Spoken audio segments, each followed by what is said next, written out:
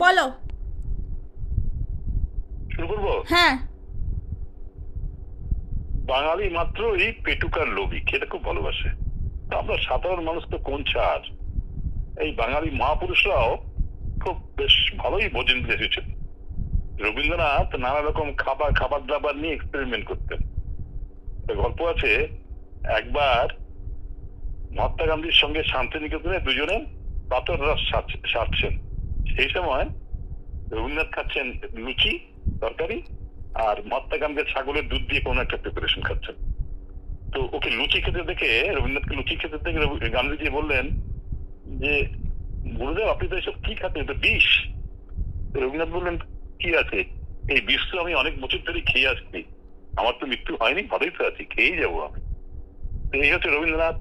ওদিকে ধরুন বিবেকানন্দ, বিবেকানন্দ খুব সর্বত্যাগী সাধু ছিলেন, কিন্তু ভোজন বিরোধী ছিলেন প্রচন্ড।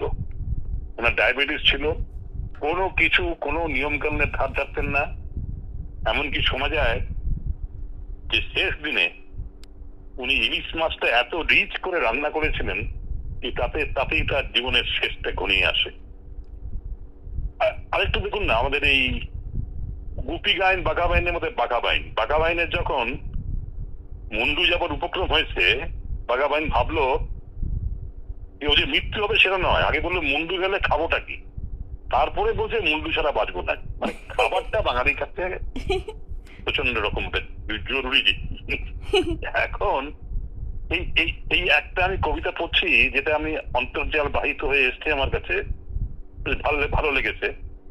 তো সে, এই ভদ্রলোক অজ্ঞাত, কে আমি জানি না, তবে অনেকটা মানে বলতে পারেন একটা বুড়ো মানুষ, সে খেতে দিতে পায়, মানে তাকে খেতে দেওয়া হয় না, খেতে পায় না, খেতে দেওয়া হয় না। এই ডাক্তারের জন্যই হোক, বাড়ির লোকের খবরদারিতে হোক, খেতে পায় না, তার খুব কষ্ট। এই যে আত্মবিলাপ এই কবিতাটার মধ্যে আছে, আমি একটু পাঠ করছি। আর এটা যেহেতু এটা সিলেটি বলছি, দেখবেন এই কবিতাতে এখানে খাবারের গল্প আছে, অনেক খাবারকে উনি উল্লেখ করেছেন, কিন্তু উনি বোধহয় সিলেটি নন, তাই শুটকি মাছটা উনি উল্লেখ করেননি। কবিতা আমি পড়ছি। সদ্য সদ্য হয়েছে বৃদ্ধ, হৃদয়ের রোগ করেছে বৃদ্ধ, কাবাব পরোটা সবই নিষিদ্ধ, উদাস হয়েছে হৃদয়ে তাই। মোগলাই তুই কোথায় গেলি রে, কাবাব কোরমা কোথায় পেলি রে, কোথায় পাই রে, রেজালা কি করে মুখেতে তুলবে, কার কাছে গেলে জবাব পাই। সঙ্গে এসেছে শর্করা রোগ, বড় বাসে গেছে রাজভোগ, হাতছানি দিয়ে ডাকে জলযোগ। কি করি, যাবার উপায় নাই, উপায় তো নাই, কারণ গিন্নি এমন ভাবে আমার উপর নজরদারি করছেন, টুক করে যে জলযোগের দোকানে গিয়ে মিষ্টি খাওয়া তার উপায় নেই। তো এরপরে বলছে যে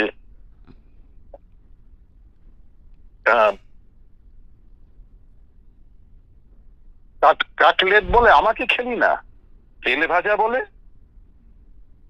আমার কাছে এলি না, চাউমিন বলে ট্যাংরা গেলি না, আমরা তো তোকে সবাই চাই, পিৎজা বার্গার আর চোখে চায়, শীষ দিয়ে ডাকে বলে আয় আয়। হতাশ হয়ে কি করব, আমি তো সার ছাড়া দেবার উপায় নাই।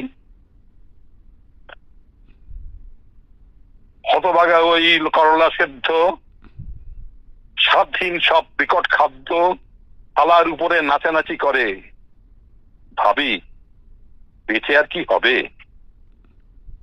বাড়িতে হচ্ছে আজকে রান্না, বিশেষ রান্না, বাড়িতে হচ্ছে সিঙ্গারা কচুরি, মাংসের কারি, লুচি ভুড়ি ভুড়ি, আমার কপালে ঝোল ভাত।